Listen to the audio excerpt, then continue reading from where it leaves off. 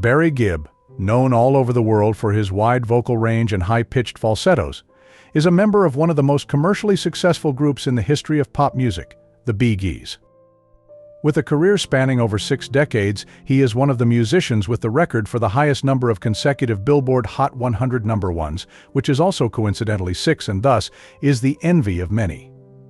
However, beneath that wildly successful exterior hid secrets that were not said aloud until recently. After all, what could not go wrong with so much fame in one family? To understand, we must begin from the very beginning, in Manchester, England. Ever since he was a child, Barry Gibb had seen his father work tirelessly as a musician, playing at one hotel and the next, which had sparked curiosity inside him about the profession, making him wonder what could be so effort-worthy. It helped that Gibb was naturally talented when he finally tried his hand at various musical instruments, learning quickly and soon being able to play without assistance. By the age of 9, he was a musical prodigy and was already a dab hand at the guitar, piano, and drums. His talent and passion, combined with his father's hard work, which served as a motivation, ensured a promising start to his musical career.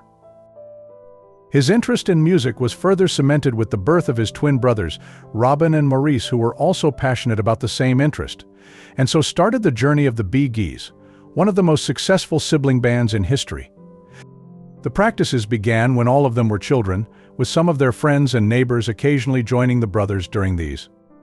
The little group called themselves the Rattlesnakes and often did covers of other famous artists including Paul Anka, Buddy Holly, and the Everly Brothers. They even ended up getting their first professional gig at a cinema, but unfortunately, this partnership soon came to an end when the Gibb brothers moved away to Australia in August of 1958. Barry Gibb, however, was not ready to give up his dream of being a musician, since he had had a taste of how successful he could be. He convinced his brothers to carry what they had been doing, and they agreed, getting ready to give their best selves to the music. And as luck had it, Gibb was right to carry on, since soon after, when they began performing seriously, taking any gig they came by to earn money, they were noticed. In 1959, Gibb's vocal talent and his band's abilities were recognized by a radio DJ. Bill Gates was incredibly awed by him in particular, and thus gave the band the name BG, which were coincidentally both his and Gibb's initials. On top of this, the DJ wanted to see more of Gibb's original work and asked him to make more songs. Since he was finally being recognized, he decided to quit school at just 15 to pursue music full-time. It turns out that Barry Gibb was a uniquely talented composer, songwriter, and lyricist on top of being a great musician. All songs of the Bee Gees were written by him alone for 3 years, and many of his compositions were famous before his band took the lead. For example, in 1966 he won the annual Radio 5K Award for the Best Composition of the Year, called I Was a Lover, a Leader of Men. This was also the year when he met his first wife, a young woman named Maureen Bates, whom he married at just 19.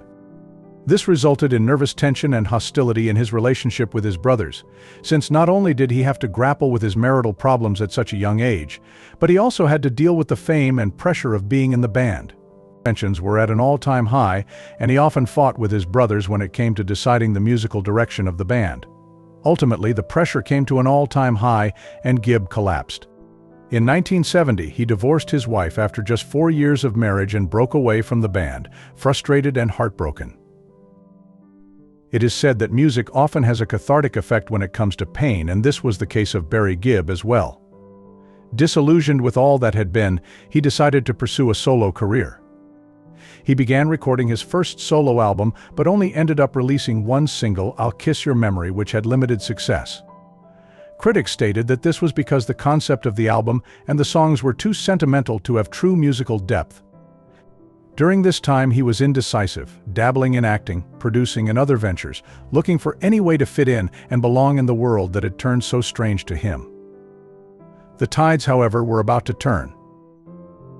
It is truly darkest before dawn, because just as Barry Gibb was losing hope, along came strokes of unexpected luck. For starters, he made up with his brothers and the band got back together.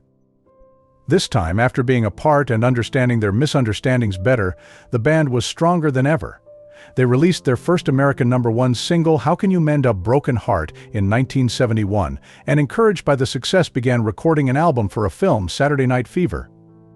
Gibb gave it his all and was met with luck since when Saturday Night Fever was released, it was an overnight sensation and the song choices soon became the best-selling soundtrack. Gibb's falsetto was a central part of this huge success which motivated him beyond measure. In 1994, Gibb and his brothers were given the ultimate honor of being immortalized in the Songwriters Hall of Fame for their exceptional contribution to the world of composition. Simultaneously, his love life was also in luck since he met the former Miss Edinburgh, Linda Gray, who he married and had 5 beautiful children with.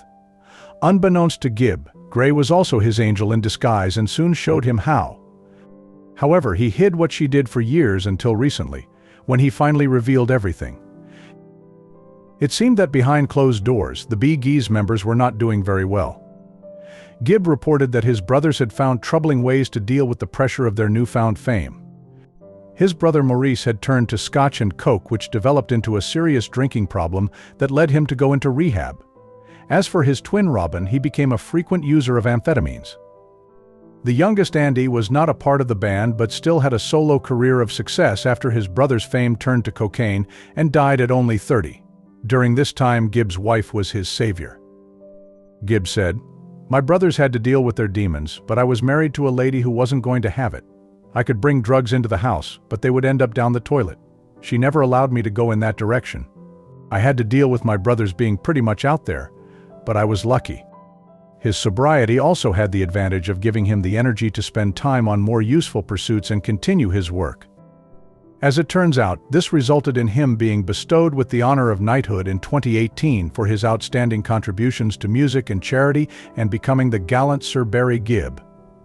He was also able to work with music legends throughout history due to his persistence, making songs with big names like Michael Jackson, Diana Ross, and Celine Dion, which showed his versatility and talent. However, it is lonely being at the top, and Gibb learned that the hard way. Slowly, his brothers' lifestyles caught up with them, and within Gibb's lifetime, he had to see all 3 of his younger brothers pass away. He felt profound pain as each passed away, perhaps being hit the hardest when the last one beside him, Robin, also lost the battle to cancer. He said, "After Rob died, I just sat moping around thinking that was the end of it, and I would just fade away." In each interview he has had since, he talks about how distressing it was to be the last one standing. To commemorate them, he performed a tribute concert at the Stayin' Alive A Grammy Salute to the music of the Bee Gees in 2017, which touched the hearts of many fans and Bee Gees enthusiasts, leaving an indelible mark behind. As of today, Barry Gibb is the last surviving member of the Bee Gees and lives with his wife Linda in Miami, continuing the legacy left behind by his brothers and continuously redefining his own. What is your favorite Bee Gees song? Tell us in the comments below.